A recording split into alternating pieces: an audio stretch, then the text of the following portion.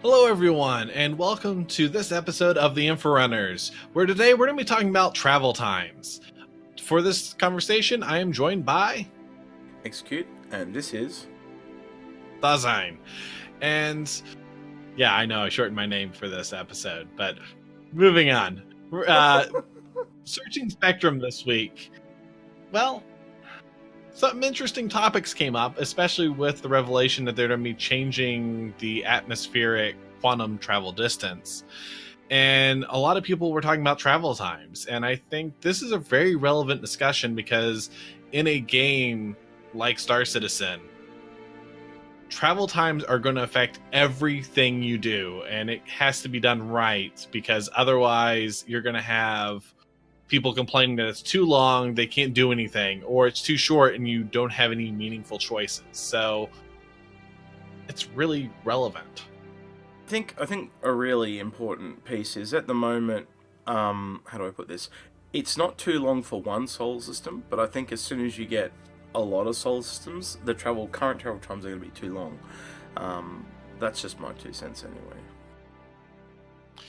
Yes, and one of the big things with atmospheric is right now I think atmospheric travel times are about right for everything but your large ships. And the reason I say that is if you have to bring down a reclaimer to go nom nom on some salvage just down there, you shouldn't have to spend 25 minutes leaving atmosphere, and that's just kind of ridiculous.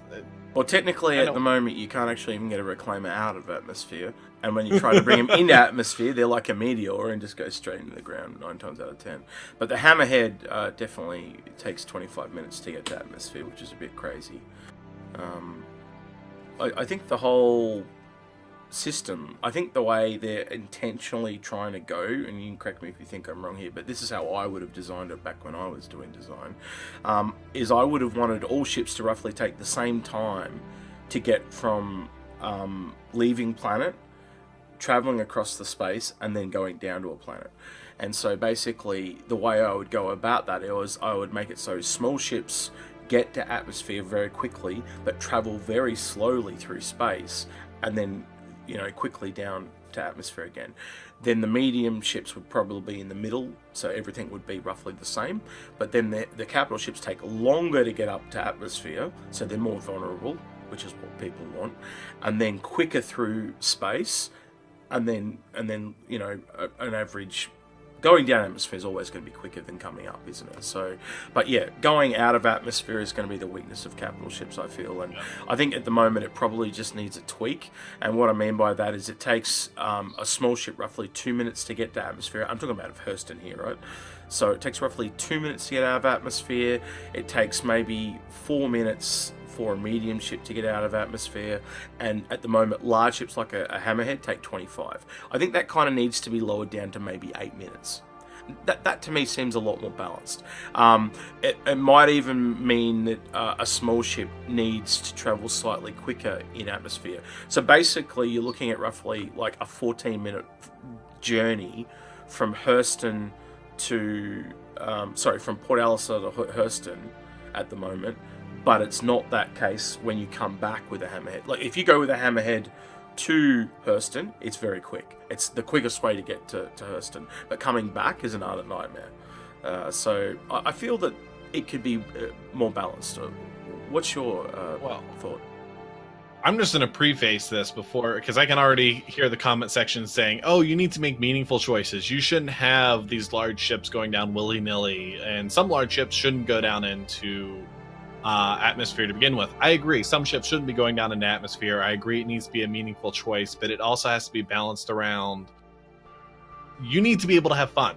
If all you're doing is pressing the space bar or just holding your ship steady as it's going up into space for 25 minutes, if you have then let's say you go back down to a planet again, you're looking at like travel times and all, you're going to be spending most of your gameplay session just getting to a basic mission.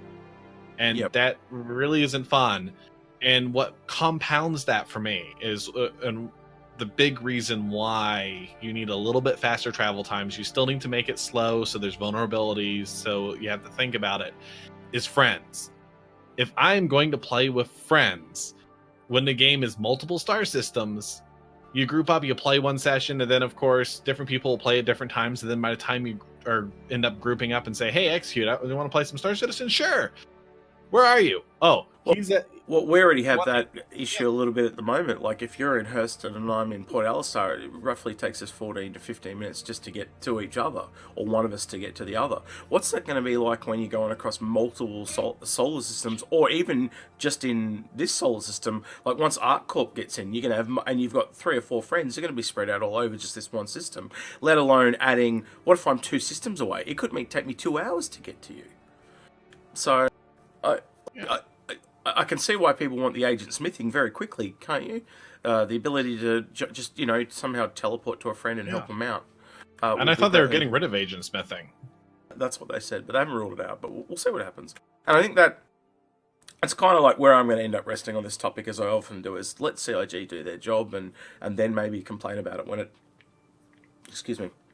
actually comes out. And then, I think like, from the Spectrum thread, I'm pretty sure people are just jumping the gun, especially the person that started the thread. We'll leave it at that. Well, most of the people are wanting long travel times, but again, just from our one live stream, you missed part of it because we didn't start recording them. We were trying to group up, and we were scattered across everywhere, and just trying to get there grouped up took us about 30 minutes.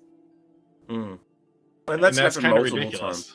Well, I know that happened a lot during the anniversary sale. Just trying to get to the anniversary sale was a pain in the butt. Like, because you had to catch the train and go all the way across Lawville. It was like they hadn't thought it through. Quite honestly, it really wasn't. It was probably the most annoying thing about the anniversary sale. Every day you had to get on that train and go to work type of style, and it was really annoying. So that's just our 2 cents worth. Let us know what you think. I mean, if you like what we're saying, give us a like. If you don't like what we're saying, give us a thumb down. We always love debate, so please comment below. Yeah, I definitely want to hear what other people think, because there's some really heated debate, and I can see what both sides of the conversation are saying. I kind of lean towards more the shorter travel times personally, but I do see the points that they're trying to say, but I think you need to have a medium that keeps most people happy. But I think most people that are complaining are very much a loud minority at this point. That's my 2 cents. All right. Also, hit us up on Discord if you want to talk about this further. All right. Yep. That's been Dasein. And I've been Execute. And we'll catch you in the next one.